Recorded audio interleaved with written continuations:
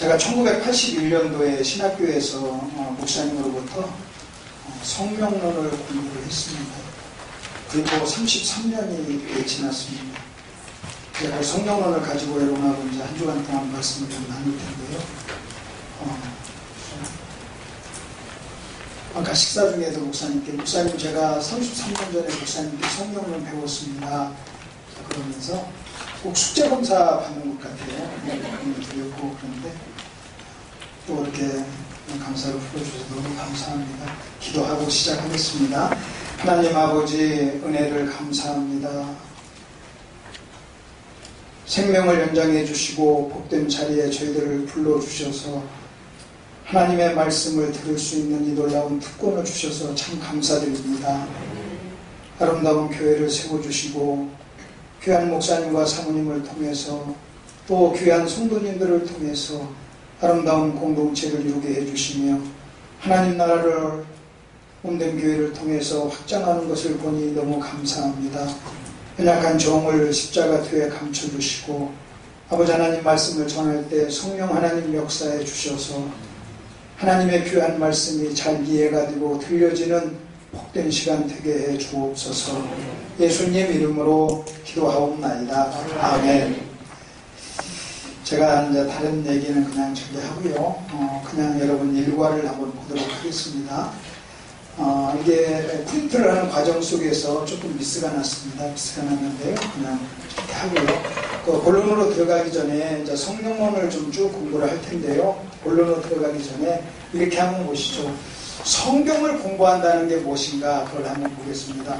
우리 도대체 성경을 공부한다는 것이 무엇을 의미하는가 할 때 저는 세 가지 것을 의미한다고 저는 봅니다. 첫째는 뭐냐? 성경을 공부한다 그 말은 정리된 지식을 좀 갖는다는 거예요. 그래서 성경의 어떤 것을 정리한다는 겁니다. 그리고 어떤 사람이 지식이 있는데 저는 지식을 정리된 지식과 정리되지 않은 지식으로 이렇게 구분을 해봅니다.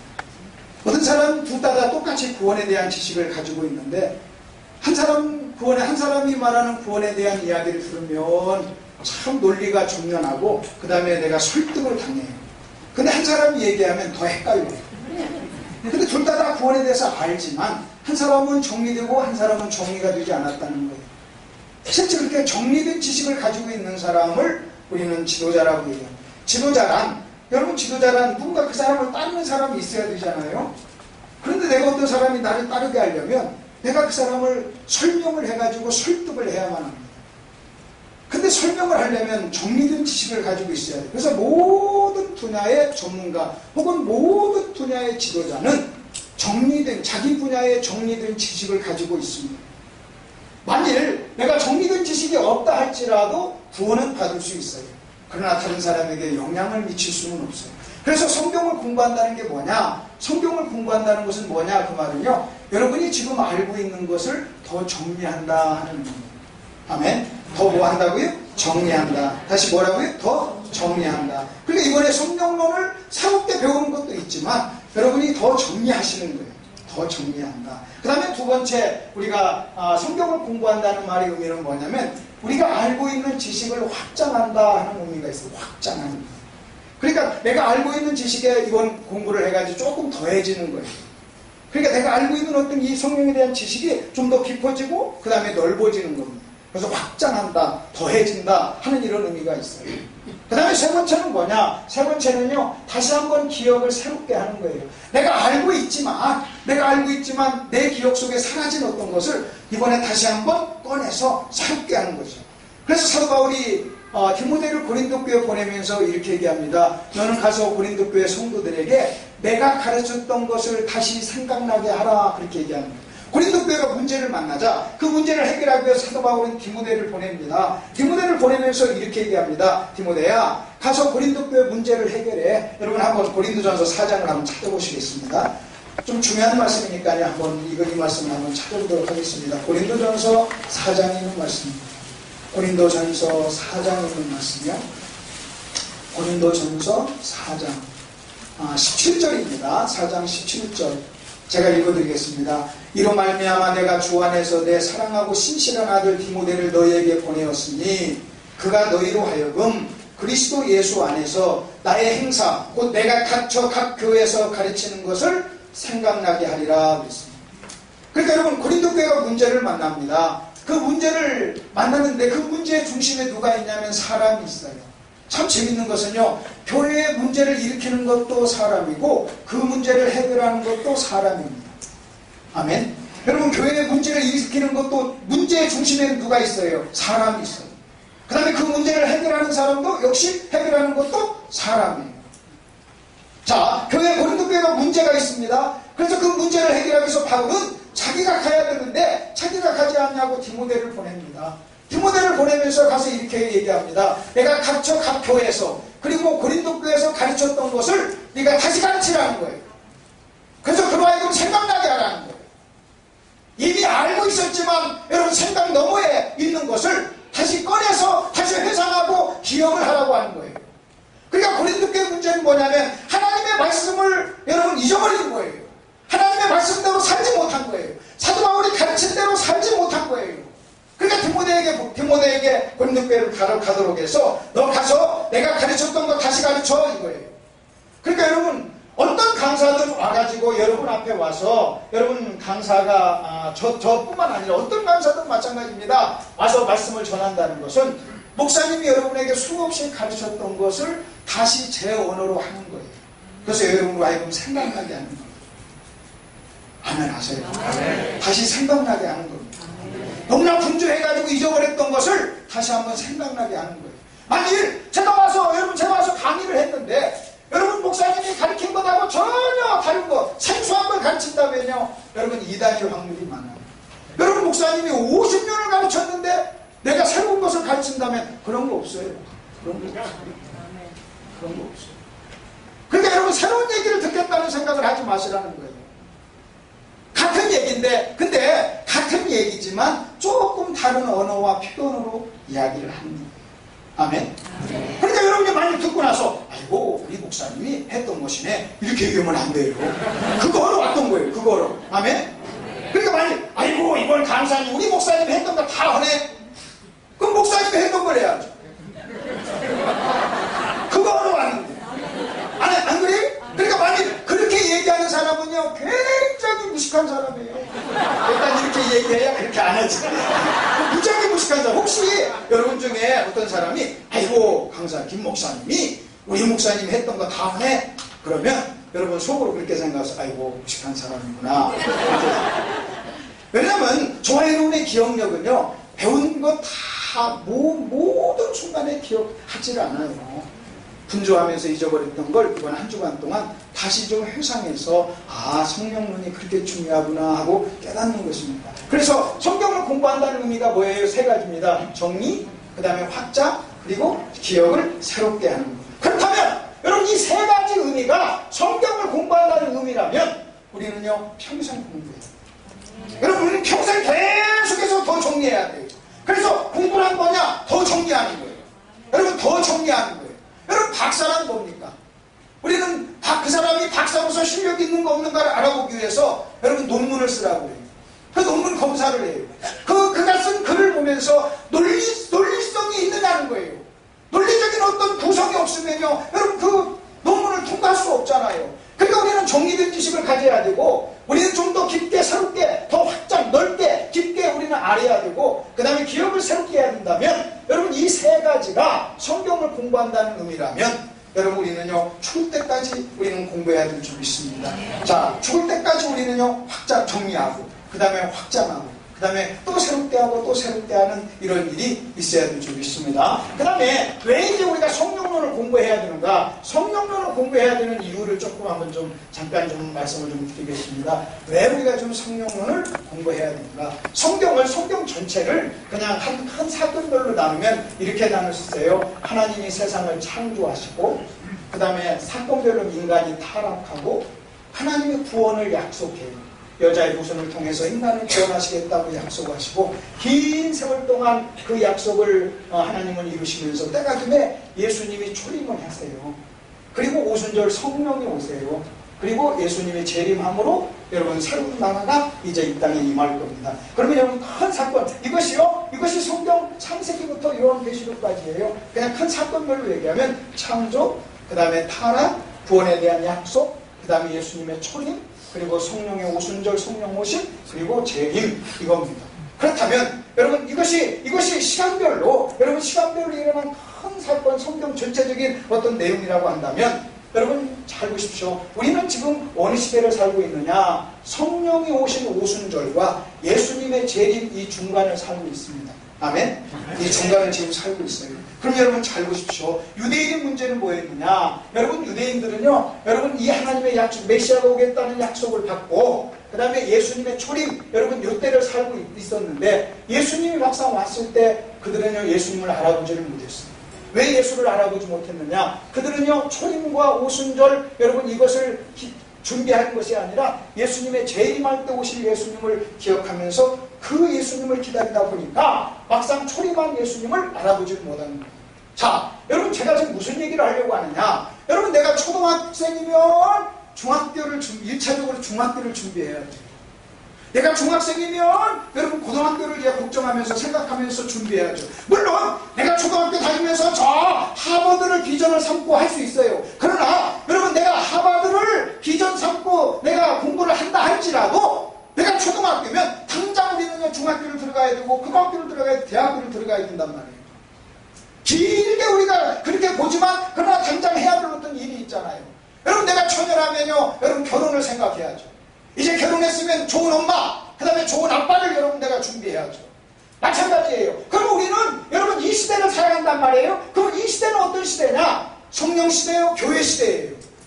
성령 시대, 교회 시대. 그 다음에 예수님이 이제 그 다음에는 예수님의 재림입니다. 그러면 이 시대를 살아가는 저와 여러분의 마음속에는 세 가지 단어가 우리를 지배해야 돼요. 하나는 뭐냐? 성령 시대를 사니까요 성령이라고 하는 단어가 우리 마음속을 지배해요.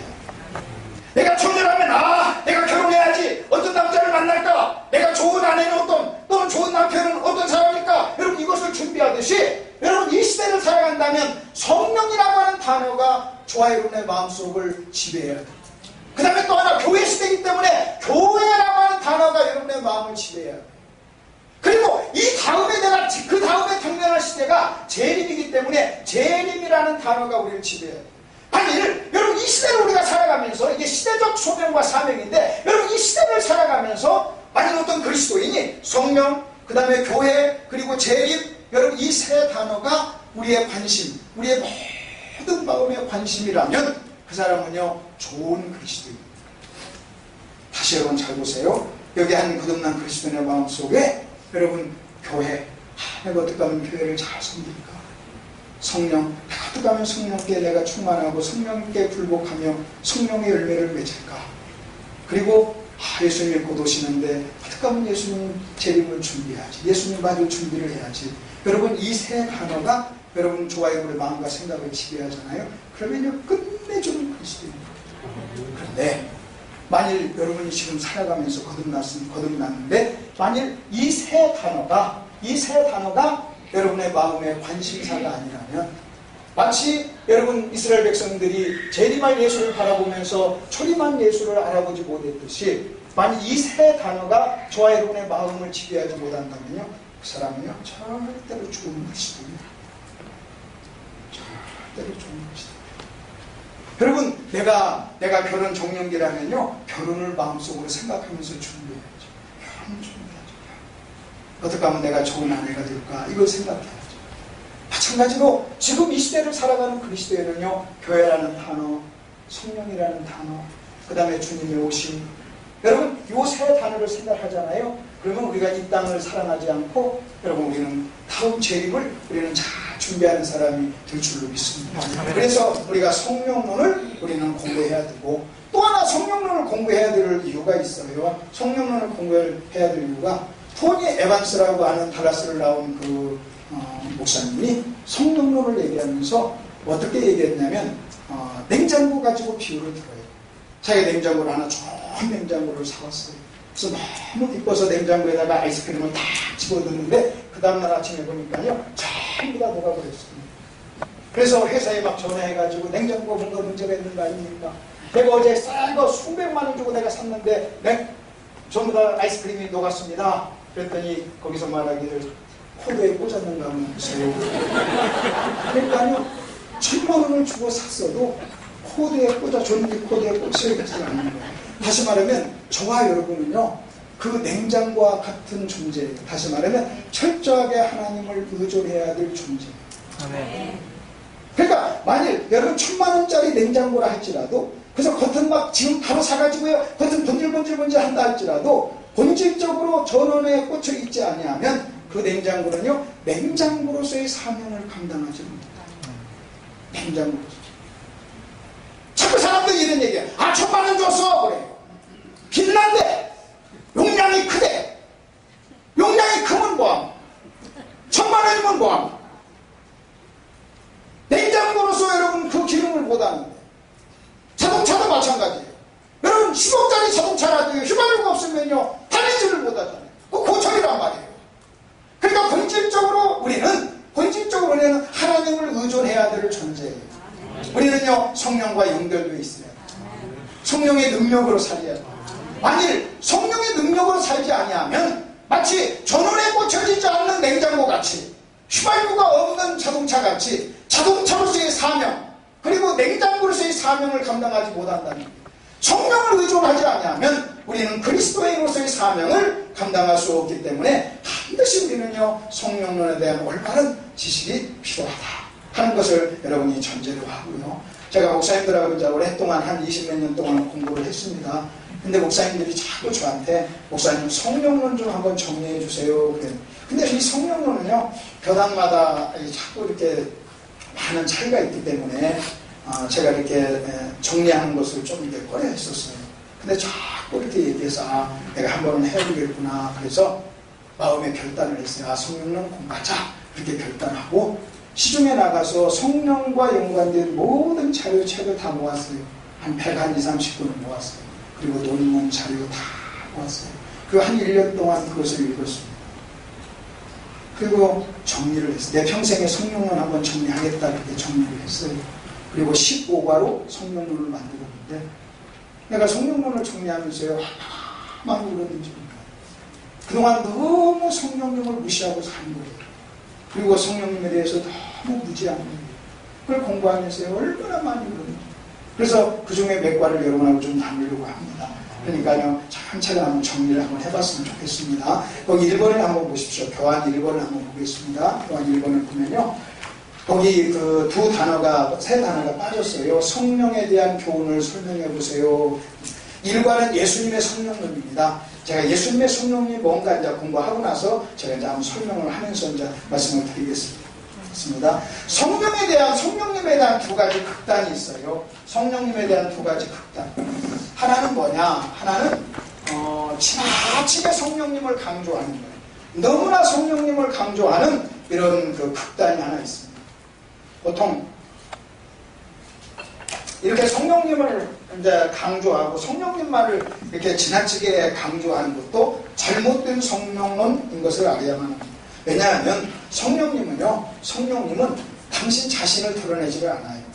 성령은 그리스도를 드러내요. 그러니까 만일 여러분 그리스도를 드러내는데 잘못된 성령론의 결정적인 문제는 뭐냐면 성령이 성령을 드러내면 그건 잘못된 겁니다.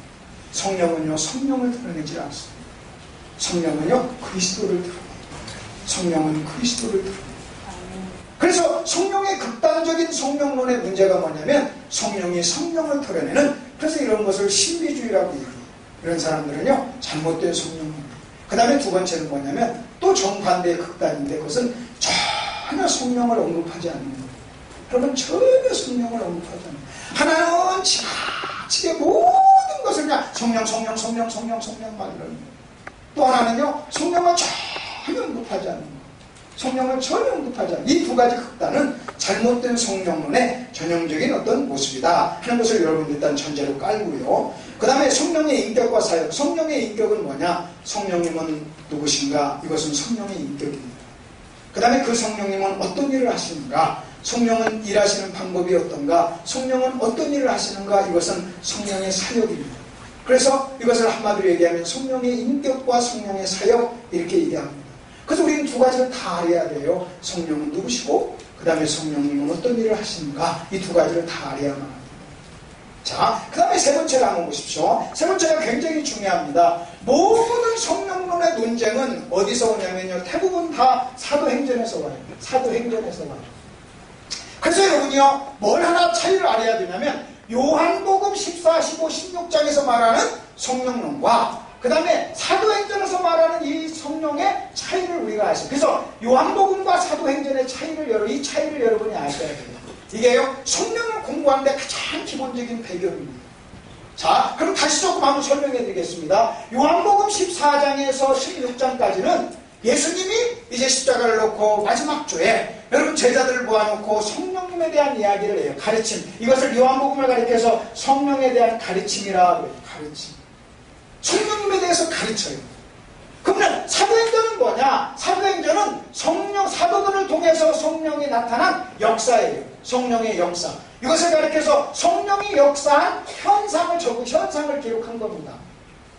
그럼 여러분 잘 보십시오. 성령론에 대한 교리를 만들려고 할 때 우리는 성령의 역사의 현상을 가지고 교리를 만들면 안 돼요. 여러분 이것은요, 어떤 사람마다 여러분 성령의 역사는 또는 성령에 나타나는 어떤 현상은 사람마다 달라요. 그러니까 사람마다 다른 것을 가리켜서 주관적 체험이라고 해요. 자기가 체험한 거예요. 자기가 경험한 거예요. 그러면 여러분 교리란 뭐냐? 여러분 교리는 주관적 체험이 아니에요. 그것은 객관적인 거예요. 그러면 여러분 예수님은 성령에 대해서 가르쳤어요. 교훈이에요. 이건 교훈이에요. 그렇다면 우리가 성령에 대한 교리를 만들려면 주관적인 체험, 나타난 현상을 가지고 교리를 만들면 안 되고 예수님의 가르침을 통해서 교리를 만들어야 된다. 그래서 요한복음과 사도행전의 차이는 요한복음은 성령에 대한 가르침, 사도행전은 성령이 나타나는 역사 또는 현상이란 말이에요. 여러분 성령께서 여러분 미국에서 역사하는 것하고요, 저 성경을 기록하지 않고 성경이 없는 저 선교지 아프리카 같은 데서요, 여러분 미개한 그런 미개적인 그런 곳에서 역사하는 현상이 전혀 달라요. 전혀 달라요. 그리고 성령의 어떤 역사는요, 사람마다 달라요.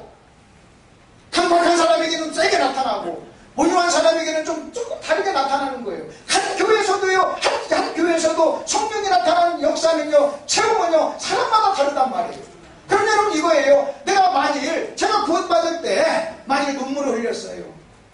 이건 주관적 경험이라고 해요. 이 주관적 경험을 가지고 너 구원받았어?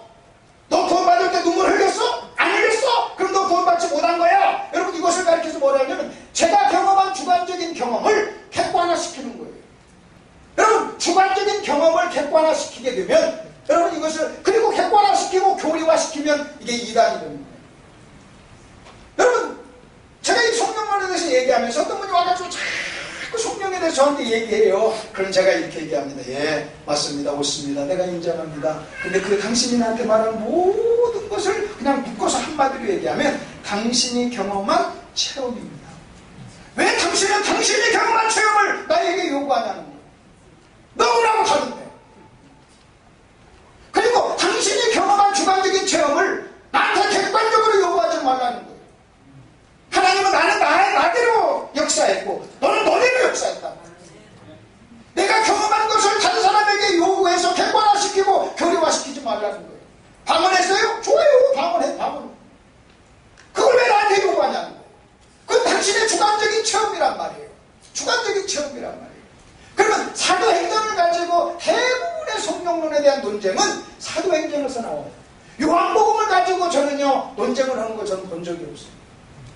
그러면 예수님이 요한복음에서 제자들에게 성령님에 대해서 가르칠 때 그러면 굉장히 귀하고 좋은 것을 남겨놨을까요? 내가 지금 너희들 가르치는데 진짜 좋은 것은 안 가르칠 거야? 아니에요. 여러분 우리 주님께서는요 당신이 가시면서 성령이 오셨을 때 그 성령과 어떤 관계 또 성령이 어느 분이라는 것을 제자들이 알아야 되기 때문에 여러분 그 제자들에게 성령님에 대해서 가르쳤던 거예요. 그러면요 이런 확신이 필요해요. 요한복음의 성령론만 가지고도 충분하다. 이 믿음이 있어요. 아멘. 다시요. 요한복음의 성령론만 가지고도 뭐하다? 충분하다. 그것도 모르는 사람 너무 많아요. 그리고요 그것만 요한복음 그리고 또 이렇게 여러분 믿으셔야 돼요. 예수님께서 요한복음 외에 여러분 진짜 좋은 것을 남겨놨을까? 또는 숨겨놨을까? 안 가르치려고 우리 약 올리려고 그랬을까? 야, 기도해가지고 찾아라. 여러분, 그러지 않았다는 거예요. 그래서 여러분, 이런 믿음을 가져야 됩니다. 예수님은 승천하시죠. 십자가에 죽으시기 전에 가장 중요한 성령론을 제자들에게 가르쳤다. 그리고 가장 중요한 것은 요한복음에서 다 가르쳤다. 그리고 그것만 있어도 충분하다. 다시요. 그것만, 왜 아멘들을 안 하세요?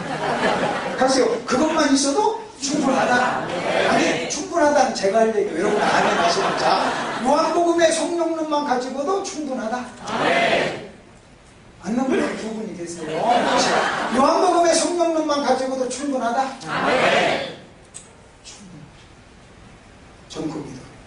그리고 또 하나, 성령의 열매가 절제.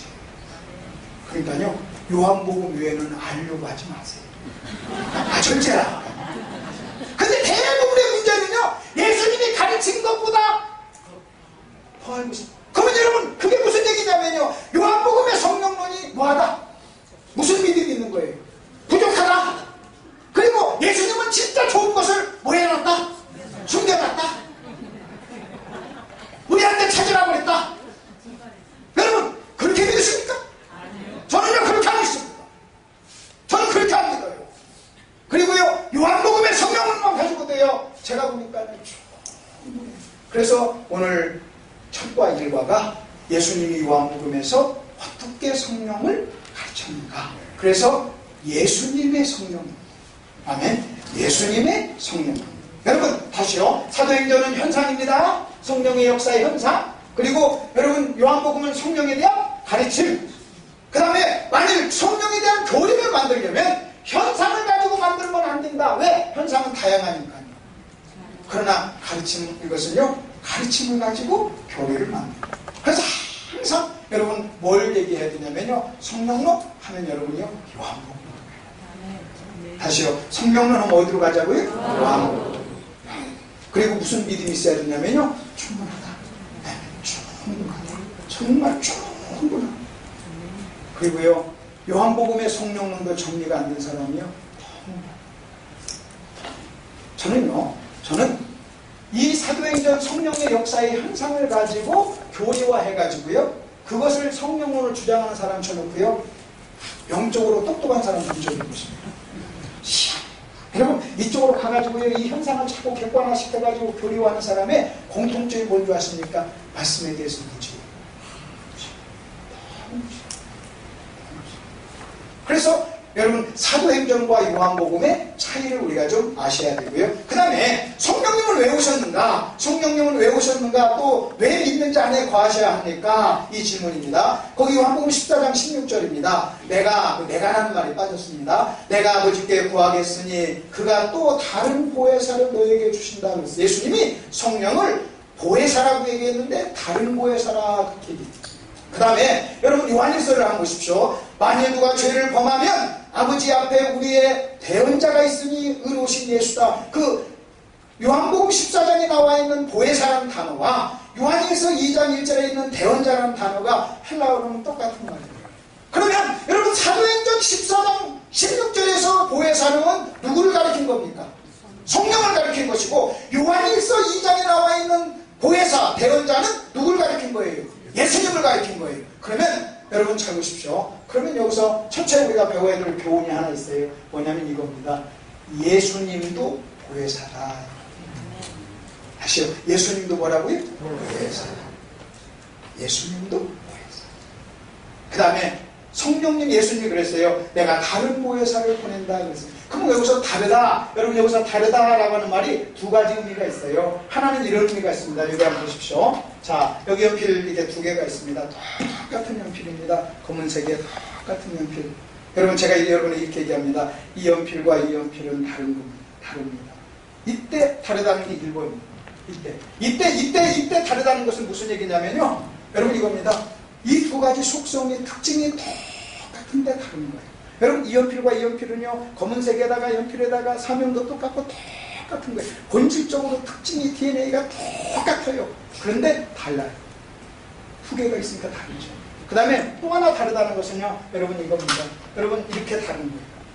여러분, 이렇게 다른 것은요, 완벽하게 사명과 본질이 다른 거예요. 이게 2번이에요.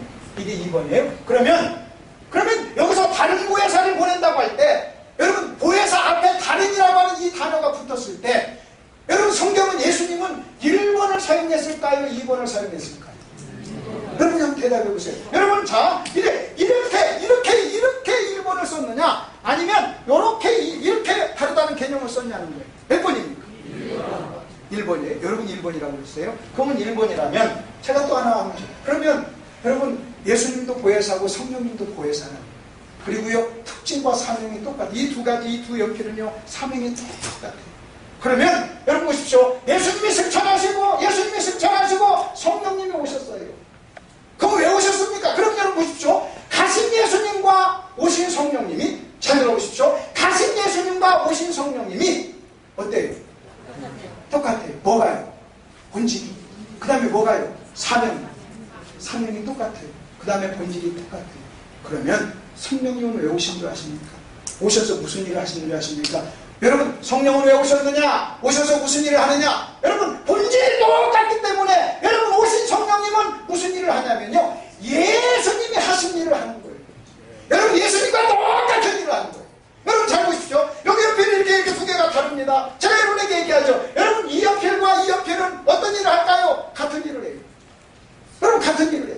여러분 성령님은 오셔서 어떤 일을 하실까요? 제가 질문할게요. 여러분 성령님 오셔서 어떤 일을 할까요? 그럼 정답이 뭔 줄 아십니까? 예수님과 다시요. 예수님과 똑같은 일. 왜요? 본질이 똑같은 일. 그러면 여러분 예수님의 승천과 여러분 성령의 오심, 여러분 이것은 무슨 의미가 있느냐? 바톤을 터치하는 거예요. 바톤을 터치하는 거예요. 내가 지금까지 이랬어. 이제는 성령님이 하실 거야. 자, 예수님이 가시면서 성령님 하세요. 라는 거예요. 그래서 이제는 여러분 우리가 달리기를 할 때 바톤 터치를 하죠. 그러면 그 바톤을 받아서 여러분 계속해서 그 앞사람이 달렸던 것과 똑같이 달리는 거예요. 예수님은요, 성령님은요, 예수님과 바톤 터치를 합니다. 그래가지고요, 예수님과 똑같은 일을. 그래서 여러분이 성령님이 너무 신비하고 잘 이해가 안 되면 여러분이 이렇게 생각하시면 돼요. 예수님과 성령님은 똑같은 보혜사예요.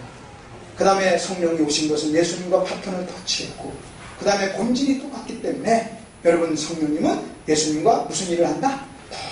똑같은 일. 그러면 차이가 뭐냐? 여러분 차이가 있어요. 차이가 있는데 차이를 여러분 우리가 이제 2번에서 한번 보겠습니다. 차이가 있는데 차이가 뭐냐? 그냥 하나만 더 그냥 먼저 한번 좀 설명을 하고 저 성경을 보겠습니다. 차이가 하나 있어요. 예수님과 성령님 같은 일을 하시는데 일하시는 방법이 차이가 하나 있어요. 예수님은 어떻게 하셨느냐? 여러분 예수님은 우리와 함께 하셨어요. 함께. 그 다음에 성령은요 우리 안에 있어요. 그러면 이 함께와 안에의 차이를 여러분이 아셔야 돼요. 함께와 안에는 무슨 차이가 있느냐? 여러분 보십시오. 우리가 이번에 지금 수양회를 왔어요. 와서 2박 3일 동안 2박 3일? 네, 3박 4일 동안 여기 있다가요 함께 합니다. 3박 4일 동안 우리는 함께 합니다. 그리고 수양회가 끝나면 어떻게 합니까? 헤어져요. 그 다음에 한 남자와 한 여자가 만나서 부부가 돼서 50년을 해로합니다. 50년을 어떻게 합니까? 어떻게 삽니까? 함께 삽니까? 안에 삽니까? 함께 살다가 한 사람이 죽으면 어떻게 됩니까? 헤어져요. 그래서 함께라고 하는 것은요 반드시 헤어지는 것이 존재가 되어 있어요. 함께 헤어집니다. 여러분 2박 3일을 하든 3박 4일을 하든 20년을 살든 30년을 살든 여러분 우리가 공동체를 이렇게 함께 하다가 무슨 일이 있으면요 한 사람이 죽으면요 함께 하던 사람은 헤어지게 되어 있어요. 단 시간이 어떤 길이의 차이는 있지만요 헤어져요. 그런데 아내는 뭐냐? 아내는요 영원히. 그래서 우리 주님이 이렇게 얘기한 거예요. 내가 인간의 몸을 입고 시간과 공간의 제한을 받으니까 나는 내가 1번밖에 할 수 없어. 근데 내가 가면 성령이 오셔. 내가 가면 성령이 오시면 성령은 여러분 안에서 역사할 거야. 그래서 이것을 요한복음에서 뭐라고 이렇게 얘기합니다. 내가 가는 것이 너희에게 유익하다. 아멘. 그럼 왜 유익하냐? 나는 지금 몸을 입고 있기 때문에 1번으로 하지만 그러나 성령이 오시면 어떻게 역사합니까? 2번으로 역사합니까? 그래서 유익하다. 내가 하는 것이 너에게 유익하다 하는 말을 하는 거예요. 자, 거기 한번 말씀을 한번 보시죠. 2번이요. 2번의 말씀 보면 이렇게 나옵니다. 그러나 내가 너에게 실상을 말하노니 그랬어요. 여러분, 예수님이 떠난다고 하니까요, 이 제자들이 근심을 합니다. 걱정을 하고 근심을 하니까 우리 주님이 근심하는 그 제자들에게 이렇게 얘기합니다. 그러나 내가 너에게 실상을 말하노니 그랬어요. 내가 떠나는 것이 너에게 유익이라고 그랬어요. 그럼 여러분 보십시오. 여러분, 이 제자들은요, 실상을 알지 못했어요. 허상을 붙잡고 있는 거예요. 아, 예수님 떠나면 어떡하지? 예수님 떠나면 어떡하지? 그런 거예요. 그래서 여러분, 그 실상을 알지 못했기 때문에 그들은 근심했어요. 근데 우리 주님 뭐라고 얘기한 줄 아십니까? 그러나 너희가 실상을 안다면 그렇게 근심하지 않을 거란 말이에요. 그래서 왜 여러분 제자들이 근심한 이유가 뭡니까? 할 때요, 정답은요, 영적으로 무지했기 때문에. 예수님이 떠나는 것이 우리에게 유익하다는 것, 여러분 2번이라고 하는 것을 알지는 못했던 거예요. 그러니까 우리 주님께서 지금 이야기를 하는 거예요. 내가 떠나는 것이 너에게 유익해. 내가 가야 성령이 오셔. 내가 가야, 나는 지금 1번으로 역사하지만 성령이 오시면 여러분 2번으로 역사한다는 성령. 그 성령이 오신 것이 오순절이잖아요. 그럼 여러분 이제 오순절에 오셔서, 그래서 제가 여러분 목사님께 제가 33년 전에 배운 게 그거예요. 여러분, 성령의 구약과 신약의 역사하는 방법이 달라요. 여러분, 구약에는요 어떻게 하냐, 우리 안에 오시질 않았어요.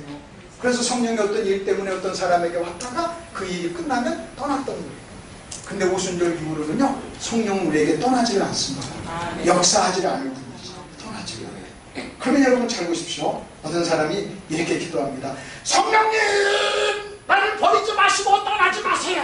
오소서, 오세요, 오세요, 가세요, 떠나지 마세요. 여러분, 이렇게 기도하는 것은 구약적인 기도입니까? 신약적인 기도입니까? 오순절 전에, 오순절 후에요. 그 내가요, 그 사람 기도하는 것만 딱 봐도 아이고, 이 사람 구약 세대 사람이네. 신약을 사는데 구약적으로 기도합니다. 그 다음에 또 여러분 이렇게 합니다. 제가 성령님만 큰 소리 해야만 성령이 오시는 줄 알아요. 그럼 여러분, 제가 지금 제 아내 옆에 딱 앉아있는 나한테 여보! 담배를! 그럼 내가 그래서 야, 미쳤냐 나 이거 여보! 식사하세요! 마치 한 200m 밖에 있는 남편을 부르듯이 그렇게 부르면 이거 정신병입니다. 여러분 옆에 있으면 여보 식사하세요. 그러니까요, 여러분 기도를 딱 하는 거 봐도요, 기도하는 것만 딱 봐도 아, 이 사람은 성령은 정리 안 됐구나 반반할 수 있어요. 제가요 어느 교회 가가지고요 이거 설교가 났더니 그 교회는 쫙 이런 교회인데 이렇게 하고 나니까요 그 다음에 그거 못했어요. 왜냐면 그거 하면 구약적이고 무식한 겁니다. 그러니까 근데 무식하다는 소리 안 들으려니까 여러분 한번 생각해 보세요. 오순절 이후에 성령 우리 안에 계세요. 여러분, 내 옆에 있는 사람을 마치 200m, 500m 전방에 있는 사람처럼 막 부르는 거예요. 그러면요, 제가 이걸 쭉 설명을 하고, 쭉 사람들은요, 이렇게 설명을 다 이해를 해요. 이해를. 근데 지금까지 그렇게 기도하니까 이제는요, 그거 못하는 거예요.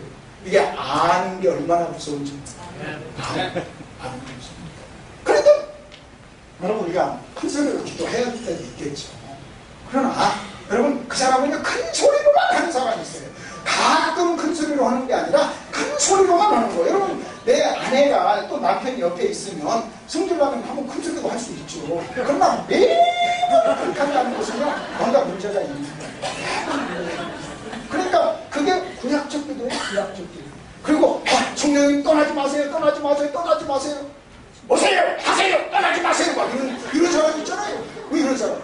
오셔서, 오세요! 가세요! 막 그래 막 성령님!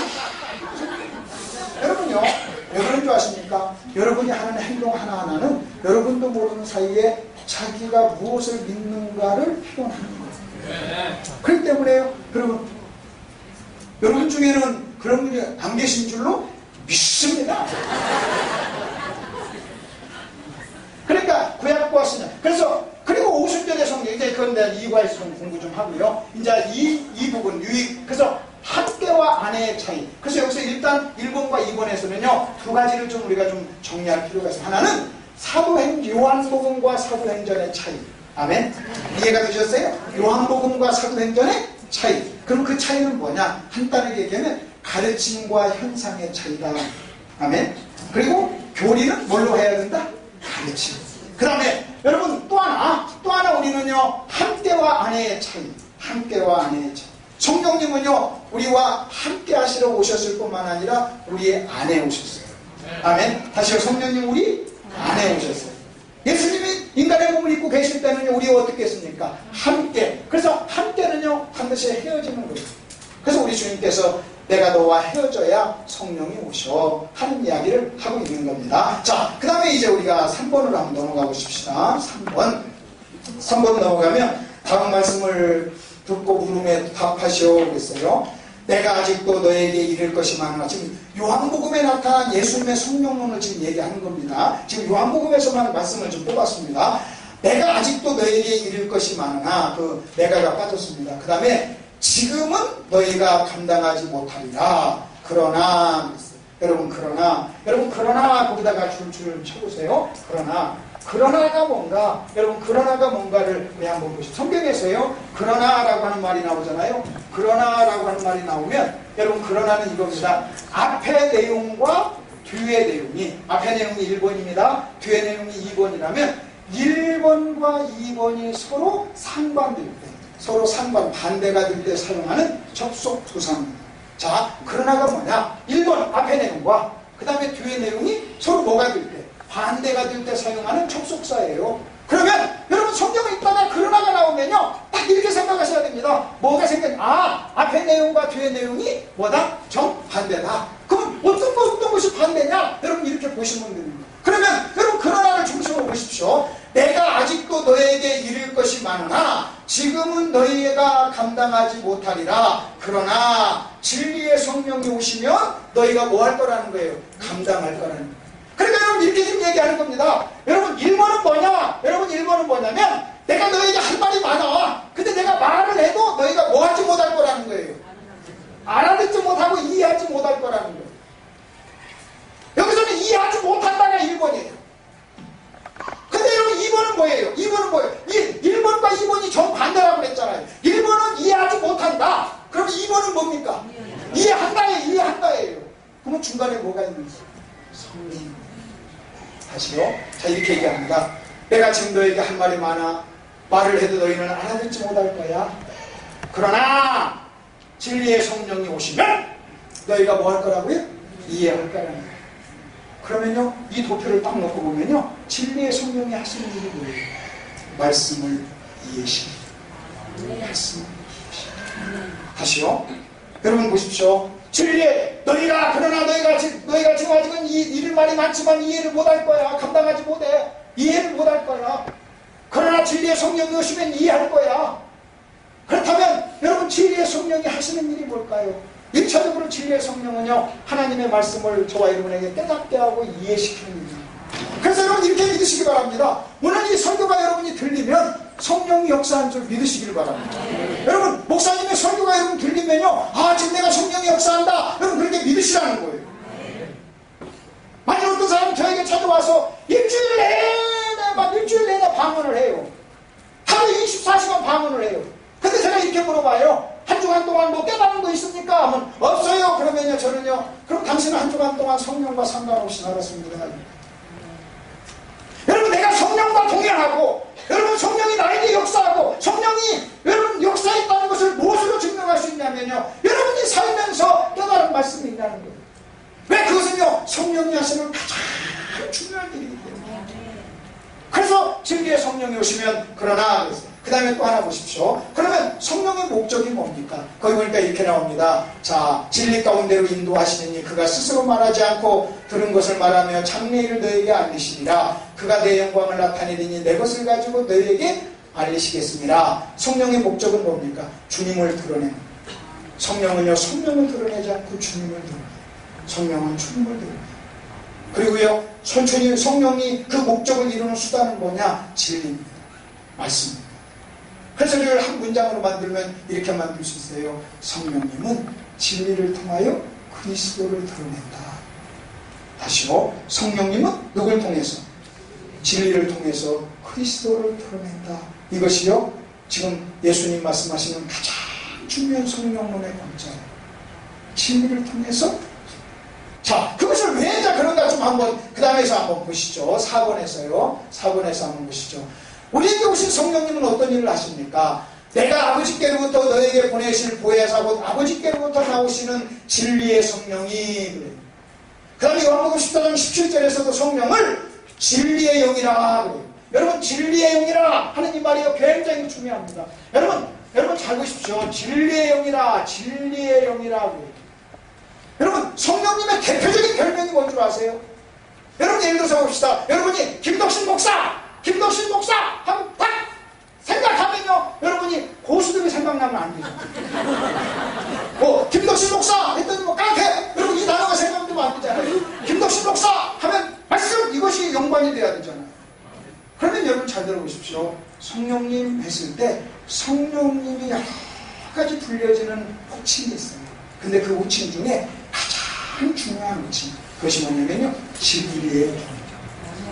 그걸 대표적인 호칭 진리의 영. 그러면 진리의 영. 그러면 진리의 영이라는 무슨 얘기입니까? 여러분 잘 이렇게 한번 보십시오. 김덕신 목사 그러면요 김덕신은 이름이고 목사는 호칭입니다. 여러분 이 호칭은 무엇을 의미하냐면 김덕신이라는 사람이 어떤 일을 하는가를 보여줘요. 그러면 여러분 보십시오. 진리의 영 하면 여러분 이 성령이 어떤 일을 하시는가를 보여줘요. 그래서 성령은 어떤 일을 하느냐 진리와 연관된 일을 하신다. 다시요. 성령은요 진리와 연관된 일을 이렇게 얘기하니까 누군 말하기를 아이고 귀신도 쫓아내죠. 신유도 일어나죠. 기적도 일어나죠. 예 일어나요. 그거 제가 좀 이렇게 한번 설명해 드릴게요. 이걸 좀 더 설명하기 위해서 제가 조금 더 할 얘기가 있습니다. 제가요 음식을 제가 잘 만듭니다. 제가요 아마 제가 목사가 안 됐으면 주방장이 되지 않았을까, 요리사가 되지 않았을까, 요리사가 됐든지 아니면 식당을 하나 했을 거예요. 음식 만드는 게 재밌어요. 그리고 제가 제 아내보다 잘 만들어요. 제가 찌개를 만들면 우리 아이들이 딱 한 국자 떠먹으면 아빠가 했구나 엄마가 했구나 금방 알아요. 자 그러면 여러분 보십시오. 그렇다고 해서 제가 음식을 만들고 제가요 음식도 만들고 운전도 하고 청소도 잘하고 여러분 제가요 다른 일도 막 잘해요. 근데 만일 어떤 사람이 말하기를 어느 분이요 저희 집에 왔어요. 그래서 제 아내가 없어서 제가 대신 맛있는 찌개를 끓여줬어요. 끓여줬더니요 그거 먹고 막 감동을 해가지고 만나는 사람한테마다 김덕신 목사는 음식을 잘해, 찌개를 잘 끓여, 음식 잘해, 찌개 잘 끓여. 여러분 그렇게 말을 하면요 이게 사실이지만 제가 기분이 나빠요. 왜냐하면 저는요 목사이기 때문에. 그러니까 김덕신 목사는 설교를 잘해 이렇게 해야지. 제가 음식을 잘한다고 해서 매번 하는 게 아니에요. 특별히 아내가 없을 때 한 번씩 하는 거지. 내가 매번 하는 거예요. 제가 운전도 잘해요. 근데 어떤 사람이 내 차를 타더만 김덕신 목사는 운전 잘해, 김덕신 목사는 운전 잘해. 그러면요 듣는 제가 기분이 나빠요. 왜냐하면 운전을 하지만 운전이 제 주종목이 아니에요. 김치찌개를 끓이지만 김치찌개가 제 주종목이 아니에요. 그건요 특별할 때 아내가 없을 때 한 번씩 하는 것이고 그 다음에 운전도요 그냥 말씀을 전하러 가기 위해서 하는 것이지 그게 주 종목이 아니라는 거예요. 마찬가지예요. 성령이요 방언도 치유도 기적도 귀신도 쫓아낼 수도 있어요. 그러나 그게 성령의 주 종목이야. 이해가 되세요? 네. 성령과 가장 연관된 성령의 주 종목은요 진리와 연관된 삶, 말씀과 연관된 삶. 여러분 저는 제가 다른 것도 잘하지만요 저는요 어느 때 제가 가장 기분이 좋냐면요 김덕신 목사는 강의를 잘해, 김덕신 목사는 설교를 잘해. 왜? 제가 목사잖아요. 김덕신 목사는 찌개를 잘 끓여. 이게 어울립니다. 그냥 생각해보세요. 김덕신 목사는 찌개를 잘 끓여. 자, 김덕신 목사는 방 청소를 잘해. 김덕신 목사는 운전을 잘해. 이건요 문맥이나 문장이 안 맞는 거예요. 그렇잖아요. 그냥 김 기사는 운전을 잘해. 이건 괜찮아요. 주방장 김덕신은 음식을 잘해. 이건 괜찮다고. 근데 김덕신 목사는 운전을 잘해. 잘한다니까 운전. 근데 그건요 그렇게 얘기하면요 안 된다는 거예요. 운전을 못한다는 얘기가 아니에요. 그건요 성령의 가장. 그래서 우리 주님께서 요한복음에서 계속해서 뭘 반복해서 뭘 얘기하냐면요, 성령은 말씀 진리, 말씀 진리, 말씀 진리를 반복해서 얘기하는 거예요. 반복해서 얘기하는 거예요. 솔직히 성령론을 정리하면서, 성령론을 말씀과 연관해가지고 정리하면서 여러분 그것 때문에 논쟁이 하나도 없어요. 성령은 말씀을 깨닫게 하고 이해시키고 해석하고 적용하고 생각나게 하고 말씀을 들을 때 그 말씀을 말씀되게 하고, 여러분 이렇게 해서 그 말씀을 통해서 주님을 드러내고, 여러분 이렇게 얘기하면요 부딪히고 논쟁할 거 하나도 없어요. 그거 하나도 없어요.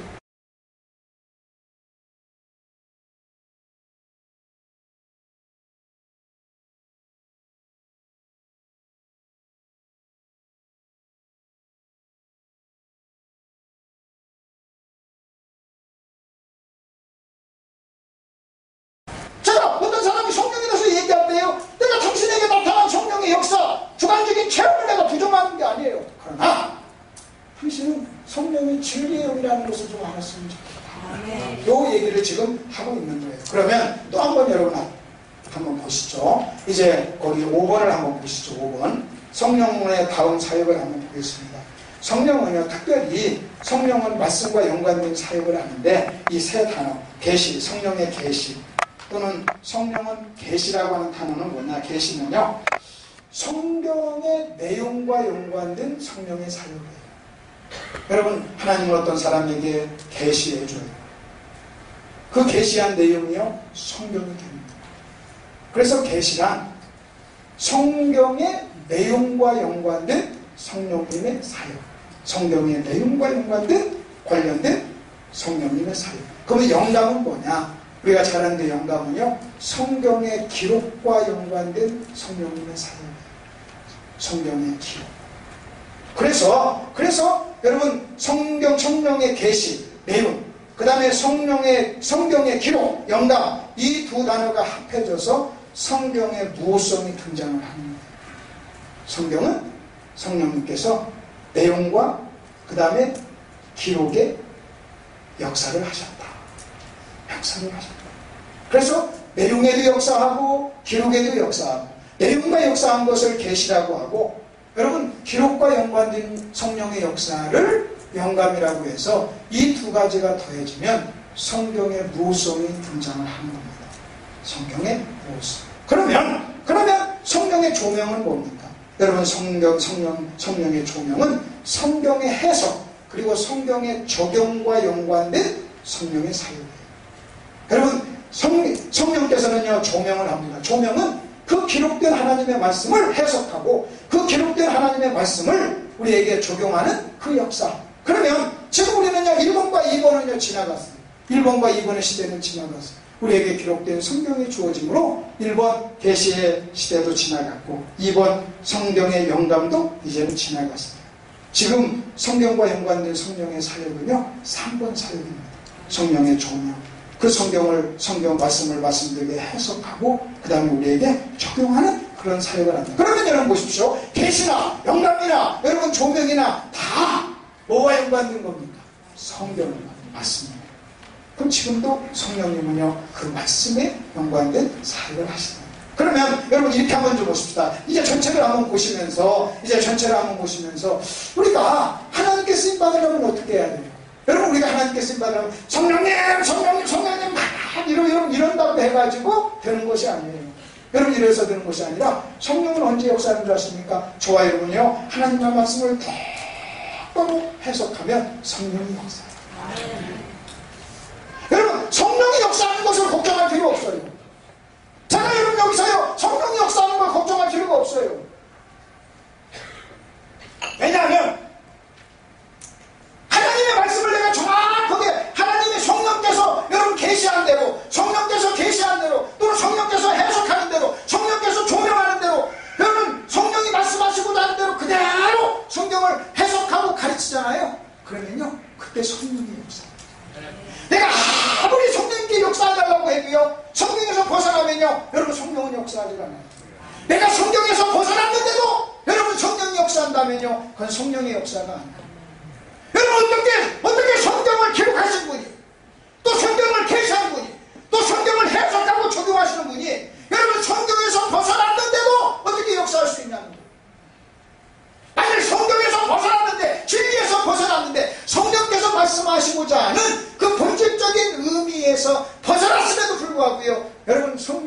역사한다면요, 그건 성령의 역사예요. 그건 성령의 역사일 수가 없어요. 왜냐면요, 모순이돼요. 그렇게 모순되는 일을요, 성령은 하실 수가 없어요. 그리고 여러분, 성령의 역사하도록 우리는 기도를 해야 돼요. 그러나 그 염려할 필요가 없어요. 우리는 뭘 염려하느냐면 성령이 역사하는 것을 염려할 것이 아니라 성령이 원하시는 대로 하나님이 말씀을, 본질적인 말씀을 그대로 해석하고 적용할 그것을 내가 걱정을 해야 돼요. 이게 내가 할 일이에요. 제가 할 일이에요. 여러분, 이것은 내가 할 일이고 여러분, 역사하는 것은 성령님이 하실 일이에요. 그러니까 여러분, 이런 믿음이 있어야 돼요. 여러분, 요한복음 1과는 예수님의 성령론인데 이 예수님의 성령론을 딱 정리하면 한 문장으로 만들면 여러분 이렇게 되는 겁니다. 성령님은 말씀과 진리, 성령님은 진리를 통해서 주님을 증거한다. 한 문장. 하시오. 시작. 성령님은 진리를 통해서 주님을 증거한다. 하시오. 시작. 성령님은 진리를 통해서 주님을 증거한다. 그러면 우리가 주님을 증거한다는 말이 무슨 말이에요? 너무나 추상적이잖아요. 여러분, 제가 할 일이 뭐예요? 제가 할 일은요, 말씀을 잘 그대로 전하는 거예요. 그러면요, 누가 역사해요? 성령. 그건 누가 하실 일이에요? 성령이 하시죠. 그건 성령이 하시죠. 그건 성령이 하시죠. 여러분, 지금도 성령님은 어떤 사람을 찾고 있느냐? 하나님의 말씀을 말씀 그대로 해석해주는 여러분, 그런 사람을 찾고 있는 거예요. 제가 하나님의 말씀을 하나님 말씀 그대로 여러분, 본문이 말하는 대로 성령님이 말하시고자 하는 대로 여러분 그대로 정확하게 하나님 말씀을 해석하고 여러분 말씀을 전하잖아요. 그러면요, 성령님이 하신 일을 하시는 거예요. 근데 내가 만일 성경을 해석을 잘못하고 잘못 가르치고 성령님이 원하는 대로 가르치질 않잖아요. 말씀하신 대로 가르치질 않으면요, 성령이 역사할 수 없어요. 왜 성령이 역사할 수 없느냐? 내가 다르게 말씀을 전하는데도 성령이 역사한다면 성령님은요, 모순되는 일을 합니다. 그럼 그럴 수가 없습니다. 그러니까 결국 우리가요, 하나님께 쓰임받으려면 어떻게 해야 되느냐? 성령님, 저 좀 써주세요. 맞아요. 그렇게 해야 되겠죠. 근데요, 그것은 조금만 하고 그냥 말씀을 공부하셔야 돼요. 말씀을 공부해서 여러분이 말씀 그대로 알고 깨닫고 전하고 가르치고 여러분 묵상하면요, 여러분 속에 성령이 역사. 여러분이 하나님 말씀을 성령께서 하신 그대로 여러분이요 해석하고 가르침을 받잖아요. 그러면 성령이 여러분 심령 속에 역사. 그리고 여러분이 그대로 다른 사람에게 말을 하잖아요. 그러면요, 성령이 역사. 그래서 어떤 일이 일어나요? 주님이 역사합니다. 여러분, 주님이 드러나고, 여러분의 목사님 50년 동안 하나님 말씀을 여러분에게 가감없이 올바로 해석해 줬잖아요. 그래서요, 여러분이 구원받고 여러분이 하나님의 자녀가 되고, 그것이 전부 다 성령님이 하신 일이잖아요. 아멘? 성령님이 하신 일이잖아요. 사람들은요, 이상하게 생각해요. 내가 이렇게 하면 성령이 역사할 줄 아는 거예요. 막 성령님 알아서 막 일하세요. 그럼 성령은 뭐라고 하냐면 이렇게 얘기해요. 네가 말씀 전해. 그럼 역사할게. 아멘? 하시오. 여러분, 성령님 역사하세요 하면서 여러분 성경에서 이상한 말을 막 하잖아요. 그럼 성령이 역사 안 해요. 그럼 성령이 이래요. 내가 할 일을 할 테니까 네 할 일만 해라. 그리고 여러분 그냥 겸손하게 하나님, 저는 제가 할 일을 하겠습니다. 그러면 성령의 역사를 줄 있습니다. 성령은 그렇게 약속했어요. 말씀을 가르치는 진리를 통해서 내가 그리스도를 드러낸다. 약속. 그래서 이제 정리를 하면 이겁니다. 여러분, 1과에서 예수님의 성령론에서 간단하게 이제 정리하면 이겁니다. 요한복음과 사도행전의 차이, 그 다음에 함께와 아내의 차이, 그 다음에 성령님은 진리의 영이다. 주님을 드러내는데 수단이 뭐냐? 말씀을 통해서, 진리를 통해서. 그래서 성령님의 대표적인 별명이 진리의 영이시다. 요한복음을 예수님의 성령론 한 문장으로 만들면 성령님은 말씀을 통해서 주님을 드러내신다. 그러면 우리가 주님을 드러내기 위해서는 또 성령님이 일하시게 하려면 우리는 어떻게 해야 되느냐? 하나님의 말씀을 정확하게 배우고 가르치면 성령의 역사할 줄로 믿습니다. 기도하겠습니다.